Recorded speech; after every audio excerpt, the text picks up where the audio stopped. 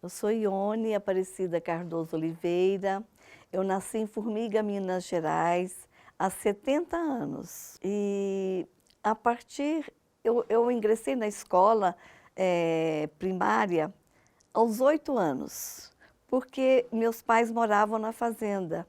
E eu era muito apegada com minha mãe, eu tinha que deixar minha mãe para ficar na cidade, na casa da minha avó, para estudar. Mas logo que eu vim para a cidade para estudar, eu fui acolhida por uma professora que era amiga da minha família e ela foi a minha professora. Então eu não tive problema assim de adaptação, porque eu me sentia muito segura com ela. Eu acho que ela me adotou assim como professora e como a substituta da minha mãe. Foram a minha infância, eu posso dizer que foi muito feliz, né? De brincadeiras na rua, de correr, de fazer casinha, comidinha, né? Aquelas coisas que as meninas daquela época sempre faziam, brincar de boneca. E gostava muito de estudar. Desde pequena eu era assim, muito ligada à leitura, a escrever, que a minha avó até implicava comigo, que eu só gostava de ficar escrevendo e lendo. Porque naquele tempo tinha preocupação das mulheres aprenderem as prendas domésticas, mas eu não tinha aptidão nenhuma para essas coisas. Cursei a educação básica, né, sendo essa professora que me acolheu, ela foi minha professora até o 4º ano, e depois eu fiz admissão. Naquela época tinha para entrar no ginasial, tinha que fazer admissão, né? E no 5º ano, né, a gente já começava a estudar latim, francês, inglês, né? Então era um currículo assim, era um currículo clássico. Não sei, acho que serviu muito como cultura, mas assim para a vida prática, né? Eu não sei se isso teve uma importância grande na minha vida, porque eu tive que aprender outras coisas, né? Conhecer mais pessoas e estudar para que eu pudesse complementar esses meus estudos na educação básica. Mas mesmo desde essa época, eu tinha uma tendência muito grande ao português, gostar muito de português, gostar muito de ler. Então eu era rato de biblioteca. E naquela época, na minha cidade, tinha biblioteca só na escola.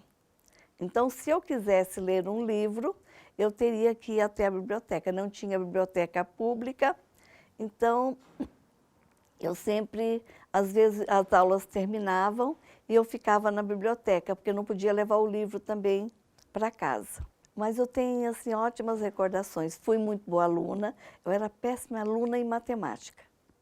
Matemática sempre foi um desafio para mim.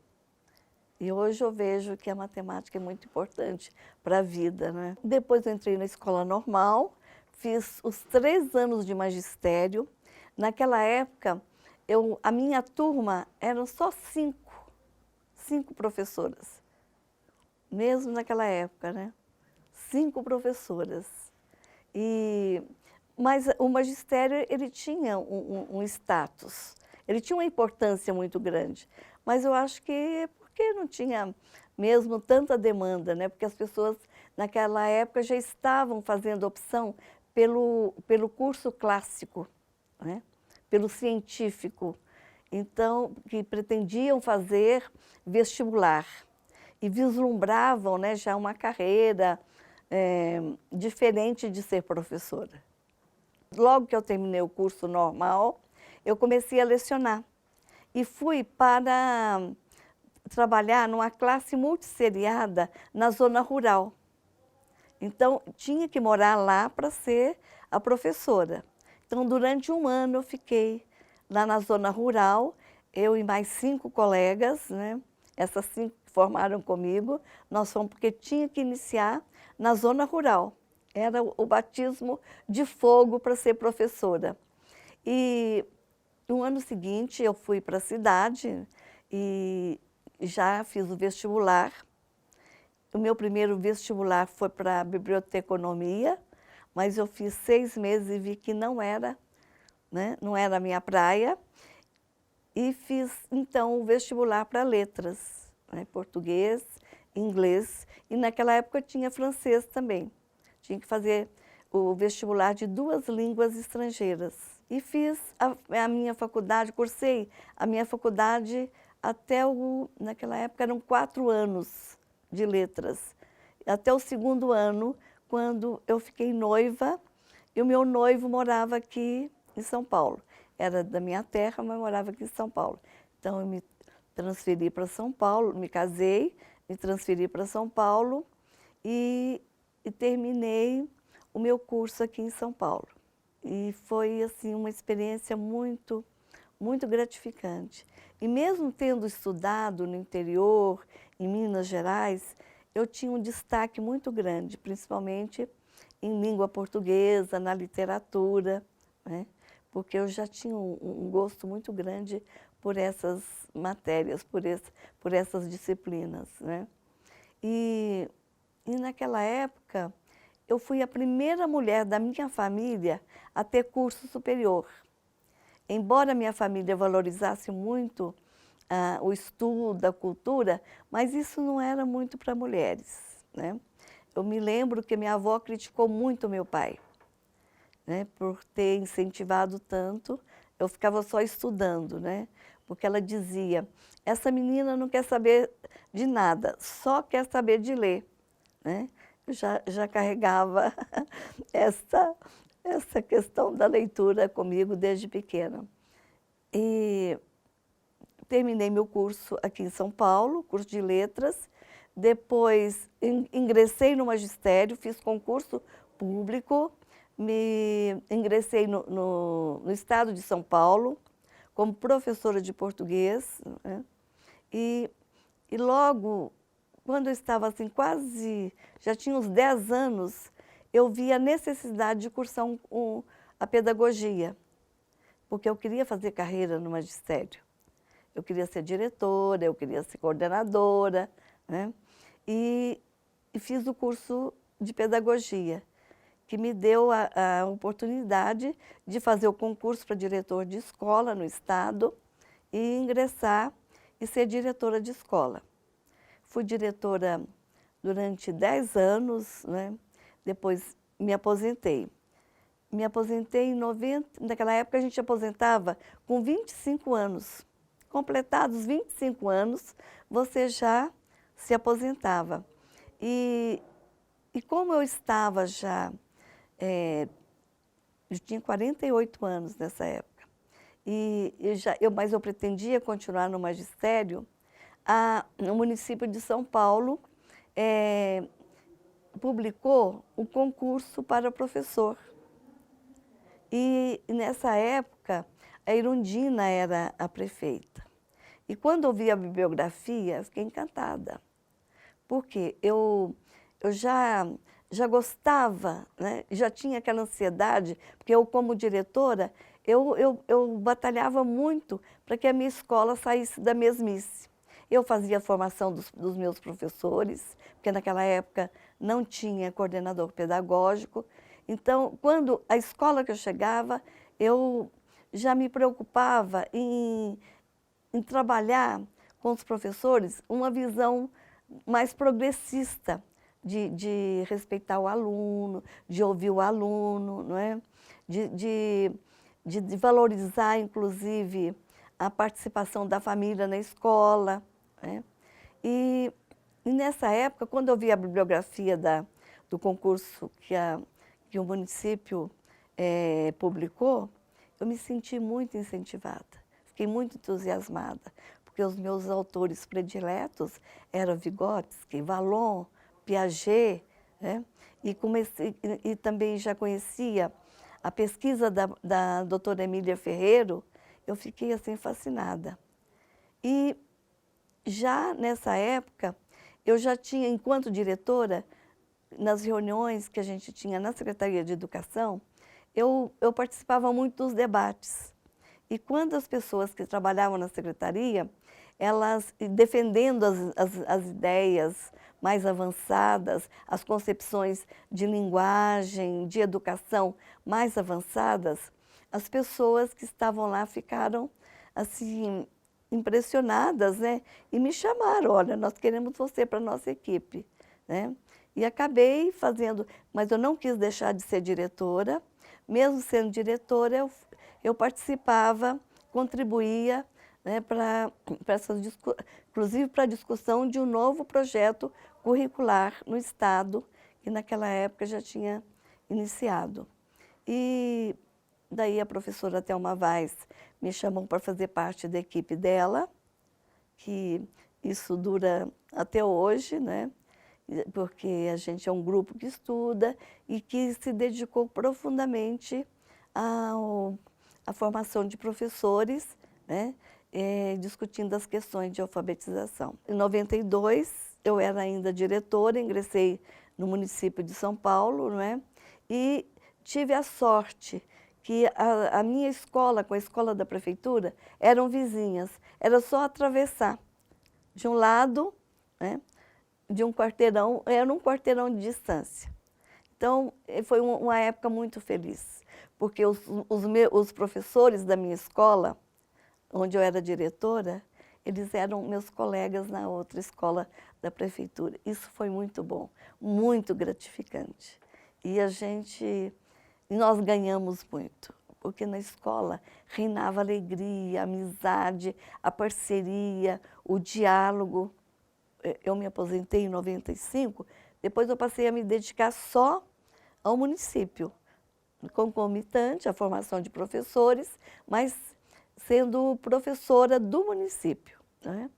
E logo em seguida eu fiz concurso para coordenadora pedagógica, para diretora e supervisora, né? E quando me chamaram para coordenadora, eu assumi. Ingressei como coordenadora, depois me chamaram no concurso para diretor, supervisor, mas eu não quis assumir, porque a minha paixão era mesmo o trabalho ali na escola com a formação dos professores, de coordenar as GEIs, né? Então foi muito, muito gratificante. E nesse cargo eu fiquei até hoje, né? E depois, quando em 2000, no ano 2000, o MEC também estava fazendo um programa, né, de reorganização do currículo e com novas propostas, né, novas concepções de educação, de ensino. E fiquei no MEC. Fiquei no MEC, me afastei da prefeitura e fiquei no MEC de 2000 a 2002. E lá nós escrevemos o programa, o PROFA, que é o Programa de Formação de Professores, que foi um programa do governo federal que alcançou o Brasil inteiro. Um programa que mobilizou tanto os professores de Estado, da prefeitura, né? Foi por adesão, mas teve uma mobilização muito grande. Porque o foco foi na formação de professores alfabetizadores. Quer dizer, por que isso? Porque os índices de fracasso escolar eram muito altos, muito alto. Muitas crianças não conseguiam, alguns não conseguiam acessar a escola. Outros, quando acessavam a escola, eles não conseguiam aprender a ler e escrever. Então, ficavam repetindo. Então, nessa época, esse programa, ele teve como princípio, né, focar a questão da alfabetização e abrir espaço para todas as crianças. Naquela época, já tinha se conquistado o ingresso na escola, a escola para todos, né? Mas, mesmo assim, as crianças ainda elas sentiam esse fracasso escolar e acabavam abandonando a escola, sem aprender a ler e escrever. Então, foi um programa que foi avaliado como de uma importância muito grande, né? Que até hoje, em alguns estados, esse programa existe, ajudando no avanço e na melhoria dos índices de aprendizagem, né? Depois do MEC, eu voltei para a rede e logo que eu voltei, uma equipe, a Yara Prado, que era secretária de Ensino Fundamental, ela me convidou para vir para a prefeitura, para fazer parte da equipe que ela estava compondo para fazer um programa de alfabetização, de preparar aí um programa de governo, que foi o Ler e Escrever. Então, durante esse tempo, nós escrevemos o material. Esse material aqui, né, foi uma equipe grande, que assim, que concebeu, né, esse material, que escreveu, que fez revisão. Então, nessa época, foi uma época assim, muito feliz também, de muita produção e também de muita mobilização dos professores na Secretaria de Educação do município de São Paulo. A orientação curricular, ela foi escrita já no segundo mandato do Kassab, né? Então, já não era mais assim. Por quê? Porque naquele momento, né, mesmo com toda a formação dos professores, né, observou-se que a rede toda ela necessitava de uma orientação, né? De uma orientação principalmente no aspecto da avaliação. Então, foram escritas as orientações curriculares, né, com a participação de alguns assessores, né, que ajudaram a contribuir, que ajudaram a escrever, né, e foi um material também que foi muito utilizado pelos professores da escola. Em 2011 e 2012, né, então, foi feita a proposta para escrever um outro material, né, com a parceria da Fundação Anchieta, para, já tendo como base, né, as orientações curriculares, né, que se escrevesse, então, um material que os professores pudessem, né, aliar a didática, né, às orientações curriculares. Então, foi produzido o caderno de apoio, né, de primeiro ao nono ano, né, e a rede utilizou até 2013 esse material. Em 2013, já pensando na reorganização curricular, foram publicadas interfaces curriculares, já buscando discutir com os professores os direitos de aprendizagem. Então, foram produzidos dois volumes, um volume para os professores de 1ª a 4ª e outro volume para os professores de 5º ao 9º ano, já com olhar para buscando olhar o currículo de uma outra forma, de uma forma interdisciplinar. Então, nesse momento, começa um novo tempo para a Secretaria e um novo tempo também para a rede, né? De muita discussão, de muita reflexão, buscando esse projeto tão difícil que é estabelecer a relação entre todos os componentes na sala de aula. Eu participei de um outro projeto também, que eu gostei muito, me encantou muito, porque tudo que se relaciona com o envolvimento dos professores, isso dá um prazer muito grande, a gente que está aqui na secretaria se sente muito renovado, porque mesmo o professor estando distante da gente lá na escola, quando a gente mantém um intercâmbio ou através de material, de escrita, né, isso nos renova muito. O projeto que me encantou muito, que eu participei, uma equipe, junto com a equipe aqui da secretaria, foi do Valeu Professor, que foi uma produção de escrita dos professores, tanto produção escrita quanto produção também plástica,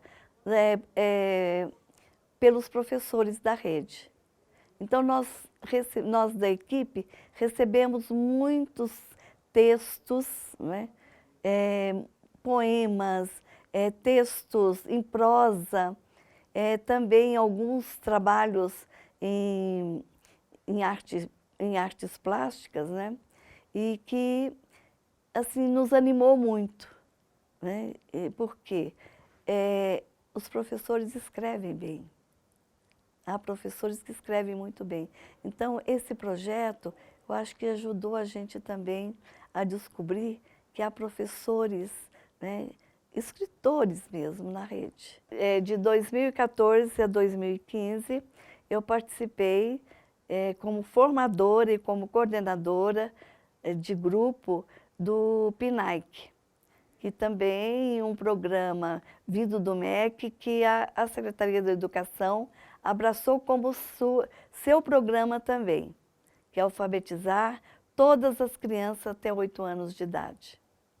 Então, um programa que ele permanece até hoje, né? Nós ainda esse ano ainda não iniciou, mas a previsão para início agora no segundo semestre. E que também teve o envolvimento e a participação da maioria dos professores da rede. Um outro projeto muito importante, que eu acho importante porque mexe com as questões de alfabetização, né? Foi a Sala de Apoio Pedagógico, a SAP. Então, eu coordenei esse projeto. E eram 345 professores, porque a escola, ela implantava a sala de apoio pedagógico caso necessitasse. Então, a maioria das escolas, ainda naquela época, a gente tinha uma porcentagem grande de crianças que ainda precisavam avançar nas questões da leitura e da escrita. E esse projeto, ele focou principalmente a leitura e a escrita, a alfabetização. E foi um projeto que me deu muitas alegrias. O professor da sala de SAP era um professor diferenciado na escola, no sentido de ele relacionar de uma forma diferente com os alunos, com essas crianças que já tinham internalizado o fracasso escolar. Muitas crianças, elas retomaram o seu rumo, a sua caminhada no ensino fundamental, graças a esse trabalho realizado pelos professores. Então, foi em 2012, né? A administração atual achou que a SAP era um elefante branco, né, que a gente trabalhava somente com alguns professores e que não envolvia toda a rede. Então, passou-se a contemplar a recuperação paralela, que eu acho que foi muito importante, que eu participei também na formação dos professores, mas não tinha aquela filosofia, né, que mobilizava a escola como a sala de apoio pedagógico, porque era um espaço diferenciado que o aluno tinha na escola, né, com bastante material de leitura, um espaço agradável para ele se sentir bem na escola. Eu acho que a Secretaria Municipal de Educação é uma secretaria mais importante em termos de formação de professores. Ela exporta material didático, né? material de orientação, né? para os professores, cursos, e, no entanto, às vezes ainda a gente precisa pensar que a nossa rede não resolveu a questão do fracasso escolar. Essa é a minha grande preocupação, porque é uma rede que forma bem os professores, que valorizam bem os professores, né? Mas, de uma certa maneira, a gente não encontrou o caminho certo para resolver essas questões de aprendizagem de uma parcela grande dos alunos, que muitos têm chegado ao 6º ano, ao 5º ano, ainda com uma leitura precária. Eu vou em busca da realização desse meu sonho, é continuar trabalhando com a formação de professores, em qualquer lugar, quanto mais longe, né? Quanto mais, por exemplo, há municípios que têm muita carência os que os professores não têm material didático para trabalhar, não têm orientação didática para trabalhar, né? Então, eu vou em busca de orientar esses professores, né? Onde eles estiverem. Então, esse é o meu grande sonho. E vou descansar também um pouquinho, desfrutar a companhia de meus netos, né? Que durante todo esse tempo, eu fiquei muito pouco tempo com eles. Nossa, eu me senti presenteada, honrada com o convite da equipe da Memória para deixar essa minha simples experiência, né? Porque eu tenho muita coisa para contar, mas eu sei que nesse momento, por conta da emoção, eu não dou conta de falar tudo. Para encerrar, tem uma poetisa que eu amo muito, que é mineira também, que é a Adélia Prado. E cada vez que eu leio este poema, eu me vejo nele, né? Então, eu gostaria de deixar essa indicação para os meus colegas. Com licença poética, Adélia Prado. Quando nasci, um anjo esbelto, desses que tocam trombeta, anunciou: vai carregar bandeira. Cargo muito pesado para a mulher. Essa espécie envergonhada, aceito os subterfúgios que me cabem sem precisar mentir. Não sou tão feia que não possa casar. Acho o Rio de Janeiro uma beleza. E ora sim, ora não, creio em parto sem dor. Mas o que sinto, escrevo. Cumpro a sina. Inauguro linhagens. Fundo reinos, dor não é amargura. Minha tristeza não tem pedigree. Já a minha vontade de alegria, sua raiz vai ao meu 1000 avô. Vai ser coxo na vida é maldição para homem. Mulher é desdobrável. Eu sou.